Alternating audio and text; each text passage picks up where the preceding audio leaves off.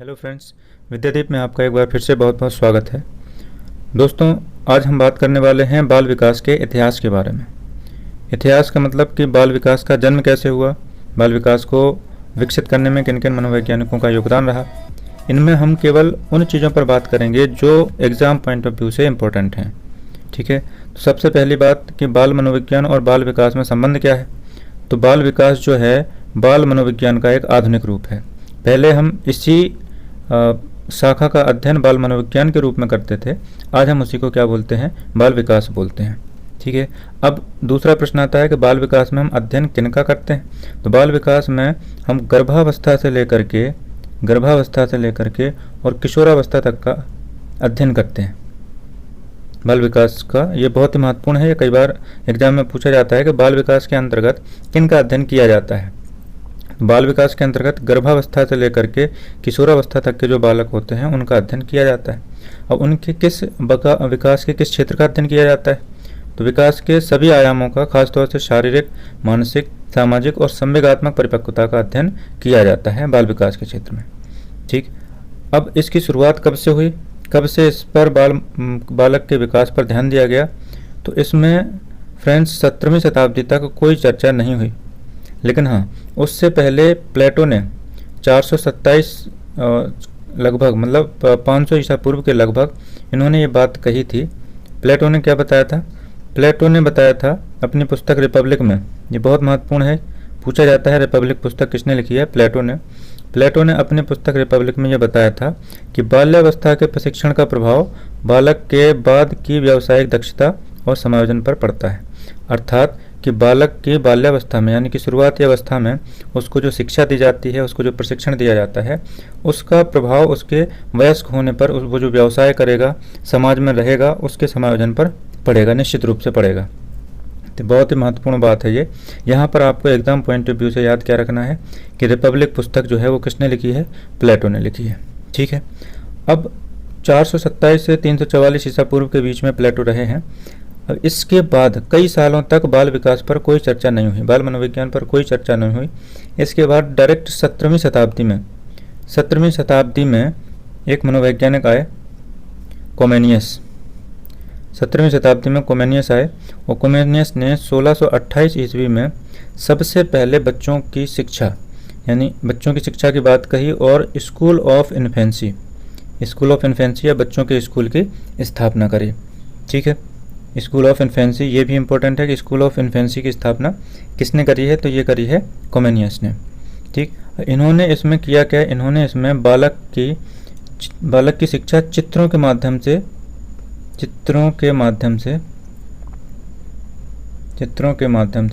शिक्षण पर बल दिया। इनका कहना था कि यदि छोटे बालकों को हम चित्रों के माध्यम से पढ़ाएंगे तो उनका अधिगम बेहतर होगा। तो ये हम भी जानते हैं कि जब छोटे बालक होते हैं तो उनको हम खेल खिलौनों या चित्र दिखा करके उनको पढ़ाने का प्रयास करते हैं, ताकि वो उनसे एक मूर्त संबंध स्थापित कर सके कि कोई वस्तु है तो इसको क्या बोला जाता है, ये किस तरह से काम करता है। तो चित्रों के माध्यम से पढ़ाने पर छोटे बालक बेहतर तरीके से अधिगम करते हैं। तो इन्होंने यही बोला था कि चित्रों के माध्यम से बालकों का शिक्षण किया जाए, और इसी के लिए इन्होंने दो पुस्तकें भी लिखी थी जिसमें इन्होंने कुछ ऐसे चित्र बनाए थे जिनके माध्यम से वो शिक्षण कार्य करते थे। ठीक है, अब यहाँ भी कोई विशेष बाल विकास के संबंध में बात नहीं हुई। इसके बाद वक्त आता है आपका 1774 में। ये वक्त बहुत ही महत्वपूर्ण है बाल विकास के लिए।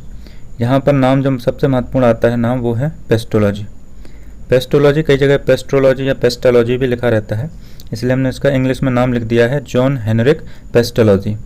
ठीक है, इन्होंने अपने 3.5 वर्ष के बालक पर अध्ययन किया और एक पुस्तक लिखी, बेबी बायोग्राफी।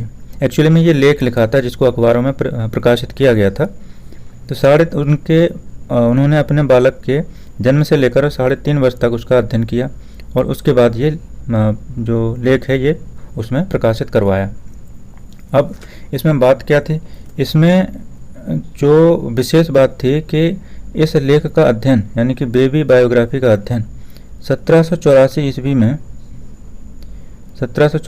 में टाइडमैन ने किया था। इनका नाम बहुत फेमस है, अभी हम इस पर चर्चा करेंगे। तो इनके लेख से वैसे तो बाल मनोविज्ञान की तरफ लोगों का ध्यान आकर्षित हुआ, और सबसे ज़्यादा इसमें योगदान जो बाद में रहा वो रहा टाइडमैन का। टाइडमैन का रहा। टाइडमैन ने क्या किया था, टाइडमैन ने एक बहुत बड़ी बात कहती है। एक्चुअली में टाइडमैन जो थे वो बच्चों के डॉक्टर थे, और इन्होंने कहा था कि बच्चों की चिकित्सा से पहले बालक के विकास का अध्ययन किया जाना चाहिए कि उसमें किस अवस्था में किस तरह से परिवर्तन होते हैं, ये बहुत ही महत्वपूर्ण है। तो ऐसे ही कई वाक़ये हुए, और यहाँ से बाल मनोविज्ञान अपने यौवन पर आ गया, यानी कि बाल मनोविज्ञान के संबंध में हर जगह चर्चा होने लगी। जगह जगह या हर देश में कोई ना कोई आंदोलन या कोई ना कोई विकास की बात होने लगी। ठीक है, तो यहाँ पर दो लोगों को आपको ध्यान रखना है। एक तो पेस्टोलॉजी है, 1774 ईस्वी में पूछा जाएगा पेस्टोलॉजी ने कौन सा लेख या कौन सी पुस्तक लिखी, तो वो है बेबी बायोग्राफी। इसके अलावा इस लेख का सबसे ज़्यादा अध्ययन किसने किया था, टाइडमैन ने, क्योंकि ये बालकों के डॉक्टर थे, इसलिए ये लेख उनके लिए महत्वपूर्ण था। तो चिकित्सा से पहले इन्होंने क्या कहा था, चिकित्सा से पहले बालक के विकास का अध्ययन किया जाना चाहिए। कब, 1784 में। और यहाँ पर एक बात और याद रखनी है, बाद में इन्होंने असामान्य बालकों के लिए एक विधि, व्यक्तित्व मापन की एक विधि तैयार करी थी, जिसको हम बोलते हैं व्यक्ति इतिहास विधि। आप लोगों ने फ्रेंड्स सुना होगा केस स्टडी। तो व्यक्तित्व मापन की जो केस स्टडी मेथड है या व्यक्ति इतिहास विधि है, ये किसने इजाद करी थी या इसका प्रतिपादन किसने किया था, टाइडमैन ने किया था। ठीक है, अब यहाँ तक जो बात है, यहाँ तक अभी जो लोग बात कर रहे थे बाल मनोविज्ञान या बाल विकास की, तो वो जन्म के बाद से लेकर के और आगे के बालकों की अवस्थाओं का अध्ययन किया जा रहा था, जन्म के बाद से। ये बात ध्यान रखनी है। तो यहाँ पर प्रश्न पूछा जा सकता है, क्योंकि अभी हमने बताया कि बाल विकास के अंतर्गत गर्भावस्था से लेकर किशोरावस्था तक अध्ययन किया जाता है। तो सबसे पहले ये किसने बताया कि बालकों का अध्ययन या बालकों का विकास तो गर्भावस्था से होता है। इसमें जो सबसे प्रमुख नाम आता है वो आता है हरलॉक का। ये नाम याद रखना आप, कई बार अभी आप पढ़ेंगे। हरलॉक ने ये सबसे पहले बताया कि बालकों का विकास गर्भावस्था से ही शुरू होता है। ठीक है, तो इसको आपको विशेष तौर पर याद रखना है। अब इसके बाद सबसे महत्वपूर्ण नाम आता है स्टैनले हॉल का। स्टैनले हॉल का नाम आता है। स्टैनले हॉल ने 1893 में अमेरिका में एक आंदोलन चलाया, जिसको बोलते हैं बाल अध्ययन आंदोलन। बालकों के अध्ययन से संबंधित उन्होंने आंदोलन चलाया, जो कि बहुत महत्वपूर्ण था।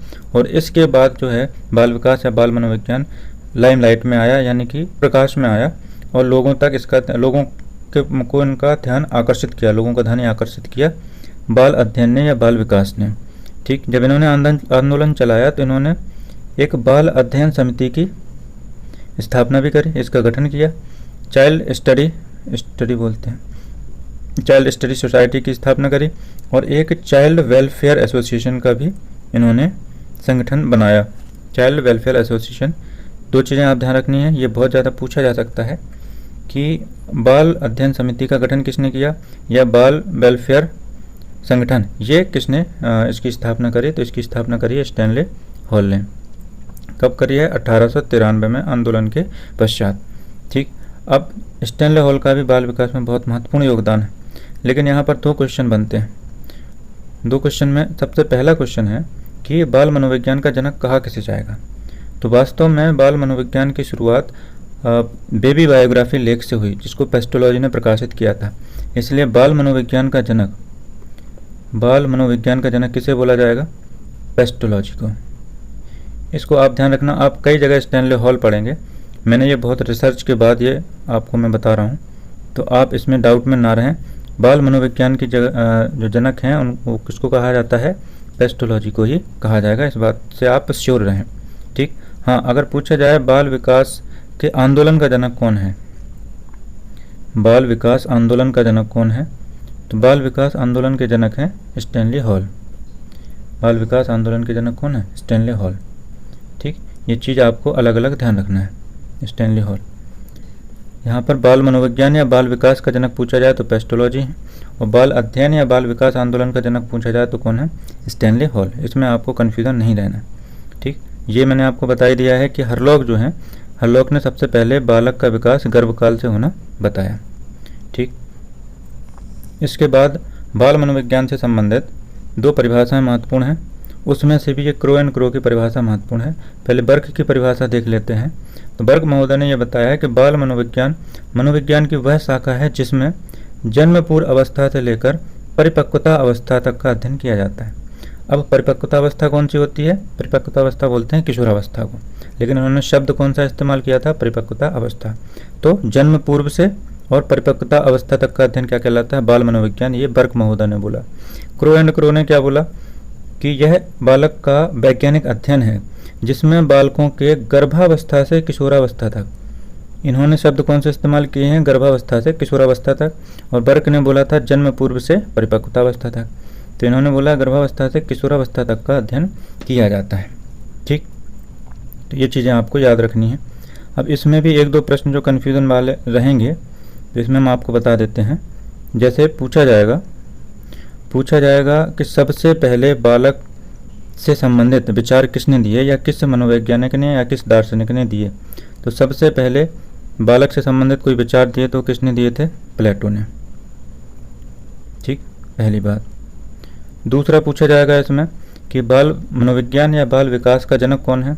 तो बाल मनोविज्ञान या बाल विकास के वास्तव में जनक कौन है? पेस्टोलॉजी।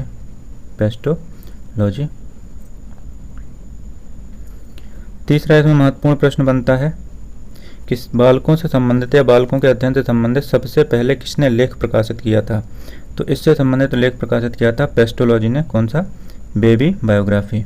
ये बहुत महत्वपूर्ण है, आपको ध्यान रखना है, बेबी बायोग्राफी। अच्छा, प्लेटो ने कौन सी पुस्तक लिखी थी? रिपब्लिक पुस्तक लिखी थी। इसके बाद स्टैनले हॉल भी महत्वपूर्ण है। तो स्टैनले हॉल ने बाल विकास के अध्ययन का आंदोलन तो चलाई, इसके अलावा स्टैनले हॉल ने किशोरों पर बहुत ज़्यादा स्टडी किया, इसलिए स्टैनले हॉल को किशोर मनोविज्ञान का जनक भी बोलते हैं। किशोर मनोविज्ञान का जनक भी बोलते हैं। ठीक, किशोर मनोविज्ञान का जनक बोलते हैं। इसके अलावा एक और क्वेश्चन पूछा जा सकता है कि भारत में बाल विकास के अध्ययन की शुरुआत कब से हुई। तो भारत में बाल विकास के अध्ययन की शुरुआत हुई सन 1930 से। ये महत्वपूर्ण है, ये क्वेश्चन एक बार DSSB या रीट में आया हुआ है कि भारत में बाल विकास के अध्ययन की शुरुआत कब से हुई। तो ये मानी जाती है 1930 से। अच्छा, इसके अलावा फ्रेंड्स एक अलग से क्वेश्चन है जो मैं आपको बता रहा हूँ कि सबसे पहले जो साइकोलॉजी शब्द है, साइकोलॉजी शब्द ये किसने प्रयोग किया था? साइकोलॉजी शब्द किसने प्रयोग किया था? तो ये प्रयोग किया था रुडोल्फ गोएकल। एक्चुअली में इनका नाम है गोएकल। रुडोल्फ गोएकल ने सबसे पहले साइकोलॉजी शब्द इस्तेमाल किया था। इन्होंने अपनी पुस्तक लिखी थी साइकोलॉजिया। रुडोल्फ गोएकल ने साइकोलॉजिया पुस्तक लिखी थी, उसमें सबसे पहले साइकोलॉजी शब्द का इस्तेमाल किया गया था। तो ये पूछा जाए कि मनोविज्ञान की प्रथम पुस्तक कौन सी थी, तो साइकोलॉजिया थी। साइकोलॉजिया किसने लिखी थी? रुडोल्फ गोएकल ने। ठीक है फ्रेंड्स। अच्छा, अब इसके बाद ये बाल विकास की प्रमुख